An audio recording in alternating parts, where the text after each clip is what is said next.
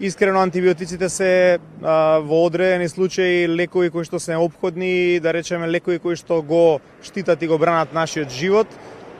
Сепак она што е за нас важно е да знаеме да ги примеме во вистинска намера, а да не ги злоупотребуваме како што често се случува. Во таа насока јас би сугерирал она што секогаш го сугерираме како стручни лица, а тоа е да не се употребуваат антибиотици на своја рака, поготово некај малите деца. Тоа задолжително да биде во консултација со стручно лице, лекар или фармацевт.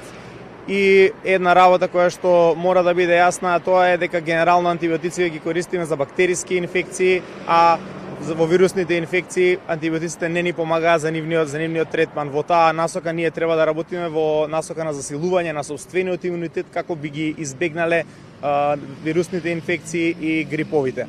И сега пробиотиците се нешто кое што оди под рака, да речем, паралелно со антибиотиците. Нивната главна задача е од една страна да го стабилизираат нашиот дигестивен систем, од друга страна да ги минимизираат сите тие негативни ефекти кои што настануваат во текот на антибиотската терапија, пред се во насока на некои чести проливи, мачнини кои што може да ги имаме во нашиот организам, така да ние секогаш сугерираме заедно со секој антибиотик да користиме соодветен пробиотик, поготово доколку е збогатен со корисни минерали и витамини од типот на витамин С, цинк, витамин Д.